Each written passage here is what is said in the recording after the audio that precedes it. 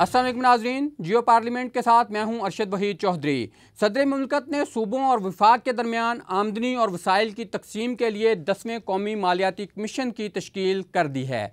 ताहम इसकी सरबराही मुशीर ख़जाना को दी गई है, जिसके खिलाफ वज़ीर आला सिंध जनाब सैयद मुराद अली शाह ने वज़ीर आज़म पाकिस्तान को ख़त लिखा है और इसमें इस कौमी मालियाती कमीशन को गैर आइनी करार देते हुए मुस्तरद कर दिया है। जबकि बलूचिस्तान की तरफ से भी मुख्तलिफ आवाज़ें इसके खिलाफ उठ रही हैं और बाज़ रहनुमाओं की तरफ से इसे अदालत में चैलेंज भी किया जा रहा है। इसी वाले से आज हम बात करेंगे। हमारे साथ स्टूडियो में मौजूद हैं आज़ाद रुकन कौमी असम्बली बलूचिस्तान से असलम बोतानी साहब, जो कि हुकूमत के इत्तेहादी भी हैं, जबकि पाकिस्तान पीपल्स पार्टी की नुमाइंदगी करेंगी डॉक्टर नफीसा शाह साहिबा, और हुकूमत की तरफ से हमारे साथ मौजूद होंगे कौमी असम्बली की कायमा कमेटी ख़जाना के चेयरमैन जनाब फैज़ुल्लाह साहब।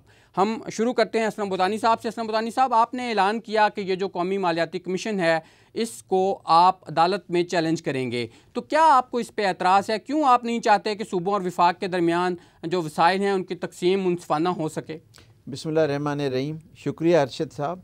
मैं थोड़ी तस्सीह कर दूं, मैं NFC कमीशन जो फॉर्म हुई है उसे चैलेंज नहीं कर रहा हूं, उसमें जो बलूचिस्तान की नुमाइंदगी है उस पे हमें एतराज़ जी, है। उस हद तक ठीक है, क्योंकि जावेद जब्बार साहब को बलूचिस्तान की नुमाइंदगी के लिए मुंतखब किया गया है।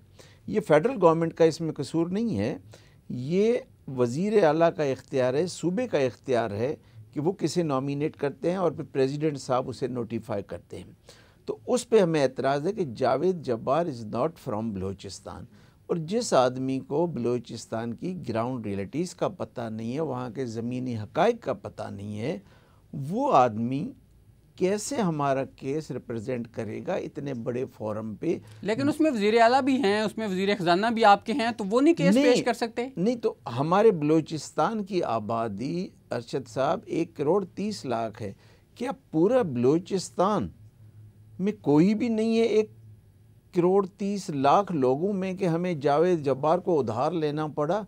मेरे ख़्याल में सूबाई हुकूमत ने जावेद जब्बार की नामज़दगी करके बलूचिस्तान के अवाम की तौहीन की है, जो हमें कभी बर्दाश्त नहीं है।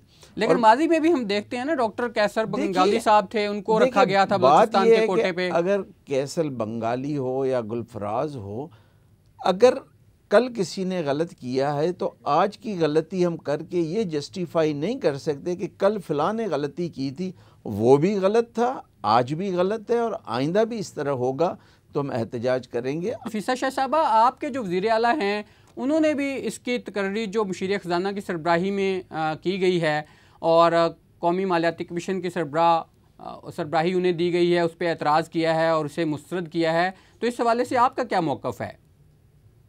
देखिए, जो एतराज़ हुआ है उसकी बुनियाद है, और वो बहुत सॉलिड बुनियाद है, वो है आईन पाकिस्तान। आईन पाकिस्तान आर्टिकल 161, 162 बहुत क्लियरली ले डाउन करता है कि क्या प्रोविजंस और क्या कंडीशंस हैं जो NFC commission, national finance commission बनाने के तरीक़ेकार और उनके TORs, वो इसमें बिल्कुल वाज़ेह हैं। और अगर बदकिस्मती से कहना पड़ता है कि इस सदर पाकिस्तान की एक रवायत रही है कि ठीक वो कानून काम करना है जो आइन के बरखिलाफ हो। आपने देखा कि उनका किरदार इलेक्शन कमीशन में क्या था बनाने में, वो उन्होंने अलग एक गैर कानूनी गैर आइनी कदम लिया। इसी तरीके से सुप्रीम जुडिशल काउंसिल में उन्होंने काफ़ी कंट्रोवर्शियल स्टेप्स जो है उन्होंने लिए हैं। पहली बात ये है कि कॉन्स्टिट्यूशन पर एतराज़ है, क्योंकि जो कॉन्स्टिट्यूशन आइन में दी गई है उस तरीके से इसकी कॉन्स्टिट्यूशन नहीं हुई है। इसमें जो वज़ीर ख़जाना है वो तो मेंबर हो सकते हैं, लेकिन मुशीर ख़जाना नहीं हो सकते, और उन्होंने मुशीर ख़जाना को उसकी सरबराही दी है। तो ये एक गैर कानूनी गैर आइनी कदम है। और दूसरा, जो इसके बाकी जो TORs के नुक्ते हैं, जिसमें DEFGH जो नुक्ते उसमें दिए हैं, वो मालियाती अवार्ड का या मालियाती कमीशन का बराह रास्त हिस्सा नहीं हो सकते। उसके लिए दूसरे आईनी फोरम्स हैं। डॉक्टर साहब, आपको नहीं लगता कि जो 18वीं तरमीम पे इस वक्त सूबों के दरमियान, ख़ास तौर पे सिंध और वफाक के दरमियान जो बहस और एक तनाज़ा चल रहा है, उसको निपटाने के लिए ये एक रास्ता निकाला गया है कि हम इन TORs के ज़रिए अगर इत्तफ़ाक़ राय कर सकें तो 18वीं तरमीम को छेड़ना ही नहीं पड़ेगा? देखिए, आइन सुप्रीम है, اگر تو قانون میں یہ پروویژن ہوتی تو کوئی اس میں اعتراض نہیں کرتا. ہمیں پاکستان کے آئین کو فالو کرنا ہے. تو یہ جو پروویژنز ہیں یہ آئین کے برخلاف ہے. اس نوٹیفیکیشن کو ہم رد کرتے ہیں اور ہم یہ ڈیمانڈ کرتے ہیں کہ we welcome 10th national finance commission, لیکن اس کو آئین کے مطابق بنایا جائے. جی تو فیض اللہ صاحب، آپ نے گفتگو سنی، آپ نے جو اتحادی ہیں ان کی بھی اور پاکستان پیپلز پارٹی کی رہنما کی بھی، تو یہ تو آپ کی طرف سے جو نیشنل فائنانس کمیشن تشکیل دیا گیا ہے اس کو یہ تسلیم نہیں کرتی پاکستان پیپلز پارٹی، اور بوتانی صاحب بھی جو ہیں اس میں بلوچستان کے جو ممبر کی نامزدگی ہے اس کو وہ بھی مسترد کر رہے ہیں. تو کیسے آپ اس کو آگے لے کے چل پائیں گے؟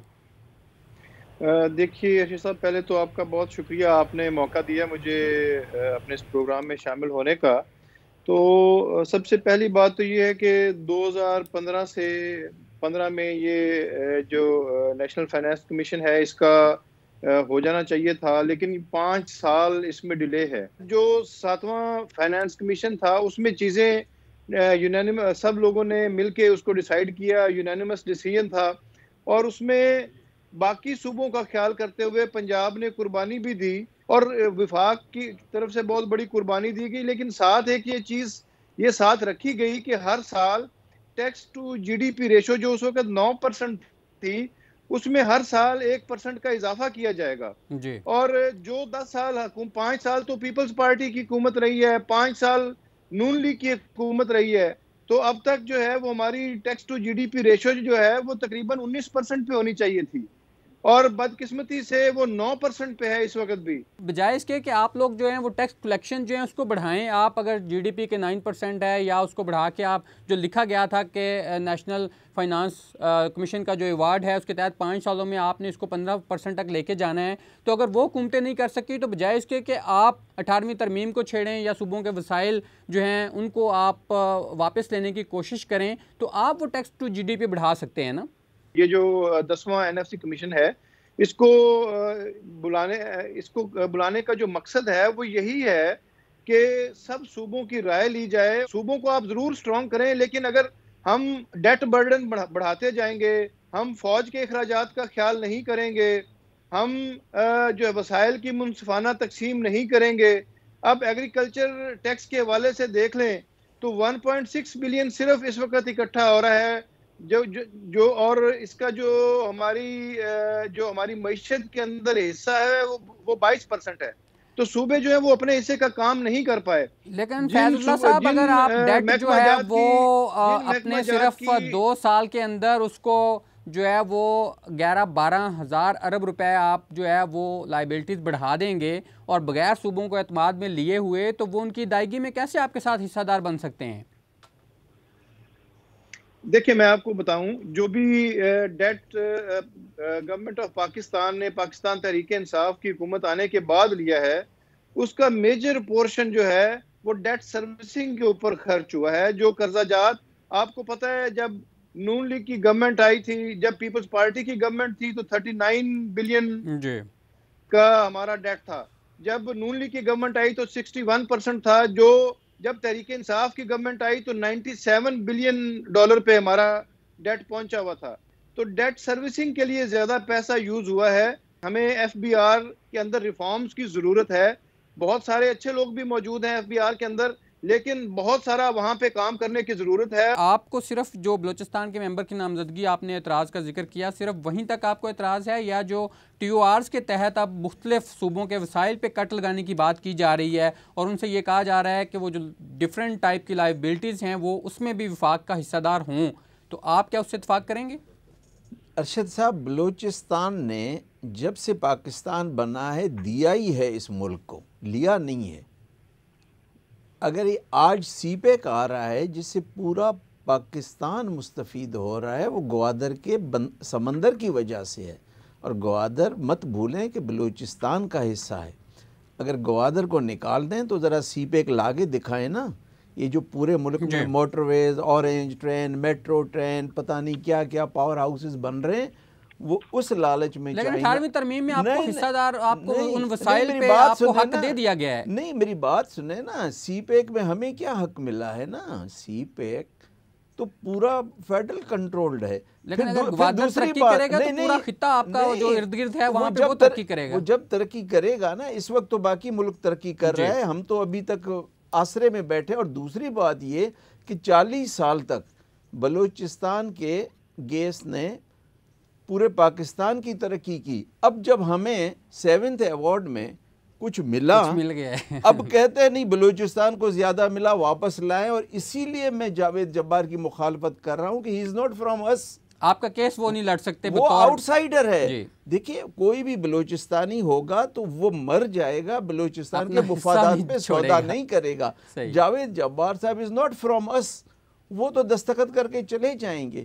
اور پھر اس شکل میں یہ جو ہمارے لیے کورونا کی وبا وہ جو معاشی پھیلے گی, جو جاوید جبار صاحب نے اگر دستخط کر دیا ہمارے مفادات کے خلاف, تو اس کو تو ہم زندگی بھر بھگتتے رہیں گے. جی بالکل ناظرین, ہم یہ گفتگو جاری رکھیں گے لیکن یہاں لیں گے ایک بریک. ویلکم بیک ناظرین.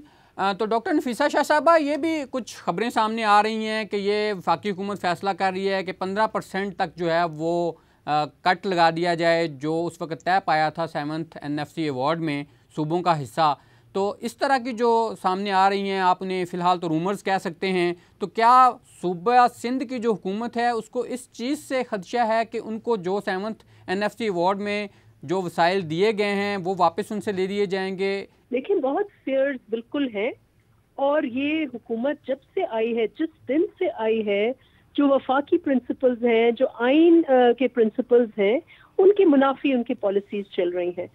فیض اللہ کموکا صاحب چیئرمین ہیں فائنانس کمیٹی کے, وہ ایک قانون دان بھی ہیں, قانون ساز اسمبلی کے ممبر بھی ہیں. اور مجھے آپ کے توسط سے ان سے پوچھنے دیں کہ جو یہ ایشوز DEF کے, اب بھائی آپ سیکیورٹی اور ڈیزاسٹرز کو ڈسکس کریں, پبلک ڈیٹ کو ڈسکس کریں, سبسڈیز کو ڈسکس کریں, SOEs کو کریں, مجھے یہ بتائیں کہ آئین میں کدھر as a law maker can he allow any thing that is totally in contradiction with the constitution. مجھے بتائیں وفاق کے پاس کیا ایکسپینڈیچرز ہیں جب سارے آپ کے پاس تعلیم, صحت, جو بڑے بڑے آپ کے اخراجات کے بیسز ہیں, وہ آپ کے almost exclusively آپ کے صوبوں کے پاس ہے. زراعت almost like 80% کر لیں, چلیں 20% آپ وفاق کے حوالے کریں. 50 منسٹرز ان کے بیٹھے ہوئے کیبنٹ میں, 50 ایڈوائزر, مشیر, اسپیشل اسسٹنٹس, اسپوکس پرسنس کی ایک فوج ہے جو بھی ان کے ٹویٹر پہ گالیاں دیتے ہیں, یہ اسپیشل اسسٹنٹس انہوں نے بنائے ہوئے ہیں. ان کی کیا ضرورت ہے, کیا آسٹیریٹی میجرز انہوں نے لیے ہیں. گیس جو ہے سب سے زیادہ 70% ایندھن ہم دیتے ہیں, کیا ملتا ہے ہمیں اس کے باوجود. اس کے 70% آپ کے جو ڈویزیبل پول میں شیئر جاتا ہے 70% وہ کراچی سے آتا ہے.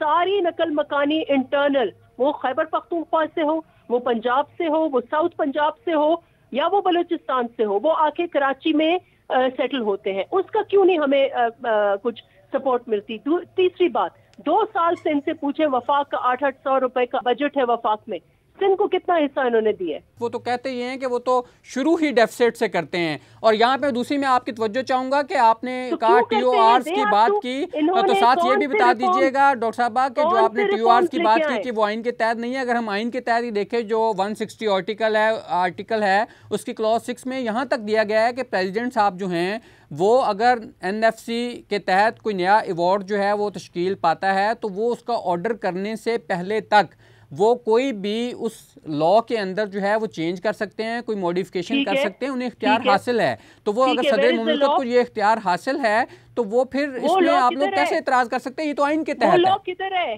تو وہ لا تب ہی بنے گا جب آپ لوگ NFC کے پہلے اس کو کام کرنے دینا شروع کریں گے تو لا بنے گا نا. دیکھیں please try to understand what the clause says. It says کہ جو law, where is the law? There is no provision. It's as clear as the day. ان کے پاس کوئی ایسے اختیارات نہیں ہے. He has been either misinterpreting the law, he needs to get a good lawyer. فیض اللہ صاحب کیا کہیں گے, یہ انڈرسٹینڈنگ کیسی ہے؟ آپ اس معاملے میں اگر وضاحت کر سکیں کہ کیا صدر مملکت جو ہیں وہ اس کے حوالے سے جو کوئی بھی آرڈر ہوگا پاس کرنے سے پہلے کوئی اس میں ترمیم خود کر سکتے ہیں؟ جی بالکل, وہ TORs جو ہے اس کے وہ بنا سکتے ہیں. وہ اس کے تحت آئین کے تحت بالکل ان کو اجازت ہے. ڈاکٹر صاحبہ کو بالکل, میں نے بھی آئین پڑھا ہے اور مجھے بھی چیزوں کا اندازہ ہے.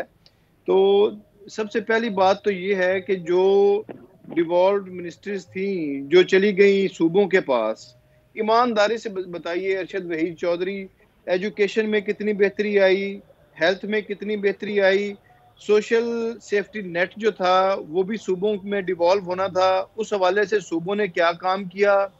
یعنی بڑے سیریس کیپیسٹی ایشوز ہیں صوبوں کے اندر. لیکن فیض اللہ صاحب یہ پنجاب حکومت کی اپنی ایک رپورٹ ہے کہ جو وفاق یہ کلیم کرتا ہے کہ وہ اس سے جو ڈیفیسٹ ہے وہ ہو جاتا ہے، تو یہ پنجاب حکومت نے اپنی ایک رپورٹ میں یہ کہا ہے کہ اس NFC ایوارڈ کے بعد جو صوبوں کو حصہ دیا گیا تھا اس کا جو اثر پڑا ہے وہ صرف 0.8% سے 1% تک GDP کا وہ صرف ڈیفیسٹ جو ہے اس کا فرق پڑا ہے. نہیں، یہ ایک تحقیق ضرور صوبہ پنجاب کی طرف سے آئی ہے، لیکن جو بات میں آپ کو کہنے کی کوشش کر رہا ہوں ارشد، اس کو سمجھنے کی کوشش کریں کہ یہ جو جتنے بھی ڈیولوشن آف پاور ہوئی ہے صوبوں میں تو چلے گئے سارے وسائل، صوبوں کے پاس تو ترقیاتی بجٹ اور وہ سارا کچھ چلا گیا، آگے اس کو بلدیات تک جانا تھا. لیکن فیض اللہ صاحب پوری دنیا میں تو یہ اصول ہے کہ آپ ڈیولوشن آف پاور کی طرف جاتے ہیں اور آپ وسائل جو ہیں وہ نچلی سطح تک لے کے جاتے ہیں، تو آپ ایک چیز جو اتفاق رائے سے ہو چکی تھی آپ کیوں اس کو رول بیک کرنا چاہ رہے ہیں؟ دیکھیں، ہم رول بیک نہیں کرنا چاہ رہے، ہم یہ چاہ رہے ہیں کہ اس وقت ایک بالکل علیحدہ سے صورتحال ہے پینڈیمک کے بعد سے، اور جو سب سے ضروری جو ہے چیز اس وقت آپ کو پتہ ہے پاکستان کی سرحدوں کے اوپر، پاکستان کے بارڈرز کے اوپر کیسے حالات ہیں. ہماری فوج، میں داد دیتا ہوں اپنی فوج کے جو ہیڈ کر رہے ہیں اس کو، اور ہمارے جو نوجوان سرحدوں پہ پہرا دے رہے ہیں، وہ اتنے کم وسائل کے ساتھ اتنے بڑے خطرات کا وہ سامنا کر رہے ہیں، روز اپنی جانیں دے رہے ہیں. 1100 ارب روپے کا بجٹ ایک اتنے بڑے خطرات 18th امینڈمنٹ میں یہ پروٹیکشن دی گئی تھی 7th NFC ایوارڈ کو، تو اس وقت آپ کو پتہ ہے کہ ملک میں دہشت گردی اپنے عروج پہ تھی، تو کیا وہ جو NFC ایوارڈ کو پروٹیکشن دے رہے تھے اس 57.5% کو، کیا ان لوگوں کو اتنی سمجھ نہیں تھی؟ صوبوں کو تو پیسہ چلا گیا، 57.5% انہوں نے اپنا شیئر لے لیا، لیکن آگے اس کے آگے جو ڈیولوشن ہونی تھی، جو پیسہ تقسیم ہونا تھا شہروں کے اندر، شہباز شریف صاحب کو موقع ملا تو انہوں نے سارا پیسہ لاہور کے اندر خرچ کر دیا. اورنج ٹرین بن رہی ہے، وہاں پہ میٹرو بن رہی ہے، تو کیا جو جنوبی پنجاب کے لوگ ہیں ان کا حق نہیں ہے کہ ان کو پیسہ جائے؟ تو جس طرح سے نیشنل فائنانس کمیشن بنا، اسی طرح سے پروونشل فائنانس کمیشن کیا ان لوگوں نے 10 سالوں میں پروونشل فائنانس کمیشنز نے. فائنلی صرف یہ بتا دیجئے کہ کیا یہ جو صوبوں کے تحفظات ہیں اس کو سامنے رکھتے ہوئے کیا اس NFC پہ نظر ثانی ہو سکتی ہے؟ پاکستان تحریک انصاف کی حکومت نے کبھی دروازے بند نہیں کیے. میں اس کا جواب دینے کی پوزیشن میں نہیں ہوں، کیونکہ فائنل اتھارٹی جو ہے وہ صدر پاکستان کے ساتھ ہے. ڈاکٹر صاحبہ یہ تو کہہ رہے ہیں کہ دروازے بند نہیں کیے، وہ اس پہ بات چیت کرنے کے لیے تیار ہیں، تو آپ بھی تھوڑی لچک دکھائیں، کیونکہ اس سے پہلے بھی ہم نے دیکھا ہے کہ NFC تشکیل دیا گیا تھا پچھلے دور حکومت میں بھی، لیکن وہ بھی کسی ایوارڈ کا تعین نہیں کر سکا تھا، تو کم از کم یہ معاملات جو ہیں یہ اس NFC کے تحت ایک دفعہ حل ہو جائیں. دیکھیں، ایک تو جو کموکا صاحب نے بات کی نا کہ پروونسز کیا کر رہے ہیں، میں یہ سمجھتی ہوں کہ بالکل اس کے اوپر ڈیبیٹ ہونا چاہیے کہ پروونسز جو اپنی ڈسٹریبیوشن کیسے کر رہے ہیں، آیا ڈسٹرکٹس میں، اور لیکن یہ اس کے فورم یہ نہیں ہے. آپ کے پاس ایک IPC منسٹری ہے، مجھے پتا ہے وہ کیا کر رہی ہے، جو آئین میں قانون میں ہوگا اس کے اندر کیوں نہیں لچک ہوگی. لیکن یہ چیزیں، یہ جو اس وقت کی نوٹیفیکیشن ہے یہ غیر آئینی ہے اور یہ غیر قانونی ہے، اور یہ جو پریزیڈنٹ ہے he has a history of doing unconstitutional things. ہم نے تو اس کو لاسٹ ٹائم اسپیئر کیا ان کو کہ ان کو امپیچ کرنے سے ہم تھوڑا باہر لائن ہی ورنہ if he continues to do such unconstitutional things, we reserve the right to impeach the president. He cannot go against the constitution of Pakistan. جو ہیں وہ پاکستان کے لیے، سب کے لیے ایک ہی جیسے ان کی حیثیت ہے، وہ محترم ہیں، وہ اس اکائی کی نشانی ہیں. لیکن وہ آئین کی جو اگر کہیں پہ وہ سمجھتی ہیں کہ اگر وہ آئین کی خلاف ورزی کر رہی ہے تو اس کی نشاندہی کر رہی ہیں، وہ ان کی ذات کے حوالے سے کوئی بات نہیں کر رہی. یہ بھی آئین میں ہے کہ ہم ان کو امپیچ بھی کر سکتے ہیں، اور اگر یہی رویہ رہا تو یہ امپیچ ہوں گے. تو آپ امپیچمنٹ کی طرف جانے کا بھی پیپلز پارٹی ارادہ رکھتی ہے؟ یہ آپ کا آئینی حق ہے ڈاکٹر صاحب، میری بات سنیں. جی فیض اللہ صاحب نے بات مکمل کریں. میں نے یہ کہا کہ پہلے بھی انہوں نے کئی ایسی باتیں کی ہیں جو متنازع ہیں، جو غیر آئینی ہے. بالخصوص الیکشن کمیشن میں جو انہوں نے رولا اور پھٹا ڈالا وہ ایک ٹوٹلی غیر آئینی تھا. یہ بھی نوٹیفیکیشن غیر آئینی ہے اور ان کو وڈرا کرنا چاہیے. ادروائز یہ تو رائٹ ہے ہر جماعت کے اوپر، اور یہ پہلے بحث ہوا ہے. بالکل ٹھیک ہے. تو بھوتانی صاحب آخر پہ آپ یہ بتا دیجئے گا کہ یہ تو کوئی صورتحال نظر نہیں آ رہی کہ NFC کے تحت معاملات آگے بڑھ پائیں گے، تو کیسے دیکھتے ہیں پھر یہ اسی طرح ہر دفعہ جیسے صدر پاکستان جو وہ ایکسٹینڈ کر دیتے ہیں پچھلا ایوارڈ، اس دفعہ بھی ایسا ہی ہوگا؟ نہیں، ہونا نہیں چاہیے، لیکن NFC پہ کنسنسس لانا بہت مشکل ہے. آپ دیکھیں جب مشرف ڈکٹیٹر تھا وہ 8-10 سال میں نہیں لا سکا، مطلق العنان تھا. جی تو NFC اتنا آسان نہیں ہے، لیکن 2010 میں جو بھی گورنمنٹ تھی اس نے ایک کنسنسس پیدا کیا. پیپلز پارٹی کی حکومت کو یہ کریڈٹ بھی جاتا ہے. میرے خیال میں پیپلز پارٹی تھی غالباً، میں اسپیکر ہوتا تھا اس زمانے میں بلوچستان میں. بہت زبردست بلوچستان کو حصہ ملا. ہمیں تو صرف یہ ہے کہ ہمیں بہت مارا گیا ہے نا فائنینشلی، ہم نے دیا ہے، ہمیں ملا کچھ نہیں. اب ہم سے یہ برداشت نہیں ہو سکتا کہ قرض خرچ لاہور میں ہوں یا کراچی میں ہوں یا کہیں اور پشاور میں وہ میٹرو بن رہی ہو یا کچھ، اور جو قرضے ہیں اس میں شریک ہم ہوں.